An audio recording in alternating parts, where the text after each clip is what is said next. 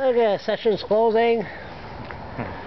And you is the first, this was your first session here as an MLA. That's right, the last 2 years. The last 2 years, my first two. And but this is the last one? This is the last one until the next election. So, did you learn something? What did you learn? Well, you're asking somebody that question? you want to step over, Ed? No problem. I don't mind doing an interview with the CBC at all. So what did you learn the last 2 years? Well, one of the biggest things I learned is that New Brunswickers are a lot smarter than I think what sometimes government gives them credit for. Example, MB Power. Sean Graham, I think, you know, I guess partly in his defense, thought he had the deal of all deals, and announced it in October and said, here you go, this is, you know, and he thought he was going to be the shining knight. But what he found out, and what politicians found out, is that New Brunswickers are smarter than what the government sometimes and politicians give New Brunswickers credit for, because there were so many tremendous ideas that were brought forward from the people of New Brunswick, and they said they want to have a say in this, not government having a say. So that was one of the things that we were able to learn on a daily basis because of this MB Power fiasco by Sean Graham, is that New Brunswickers know their province, they love their province, they want to contribute to making the province better. And our better days are ahead, but it's only when we work with New Brunswickers. Did you learn that standing in the gallery and standing on the floor, is there a big difference? There is a huge difference when you're sitting in the gallery as a former employee for 4 years, and the government members, and then in this opposition. There's a huge difference. You're there providing, you know, as my job at the time was to provide questions or provide some speeches, provide some analysis, media prep, that sort of thing. But when I first went on the floor, and I still do it, there's a little bit of a nervousness. You have everyone watching, the cameras are on. You're the one on, I guess, the hot seat, so to speak. What you say is in record in the legislature forever and ever and ever. And there's a tremendous amount of responsibility. I don't take it lightly, and I continue to work for the people of New Maryland, Sunbury West, keeping that in mind.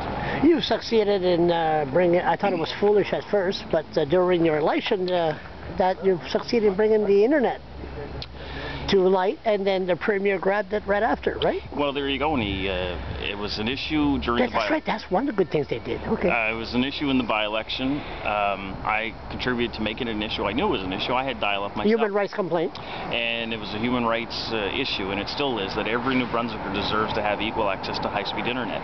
And when I first did it, the newspapers, others were against me and said, you know, my goodness, what are you doing? And some of my opponents were against me, but I knew I was on the right side of the issue with the people, and you can't go wrong when you're fighting for the people.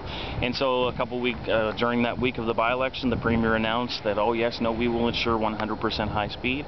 After I won the by-election, it was continued on, and a $20 million deal with ExploreNet was followed through with, and they're still expanding high-speed internet right here in the province up until this summer, I think, is when the project's supposed to be over. And ironically, the Premier was named visionary Premier for seeing that high-speed internet for all parts of New Brunswick was important. So I guess, you know what, the message is you work on an issue, you stand behind the issue, and you don't back down when people like Sean Graham and others say that you're wrong.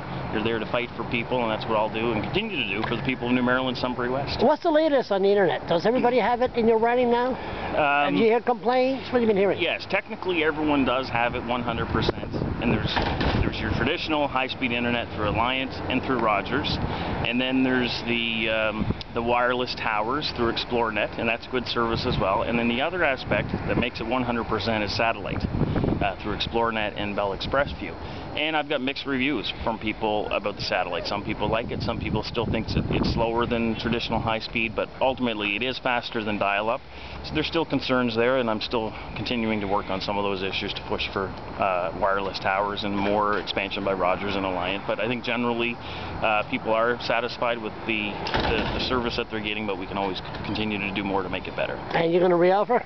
Yes, I've already been reaffirmed as the candidate for New Maryland, Sunbury West, and I'm looking forward to campaigning throughout the months leading up to the election in September, and building my team, and there's still a lot of issues to work on, and I feel that I've just started, and will continue to work hard for the people of New Maryland, Sunbury West. Is it going to be the same Liberal candidate?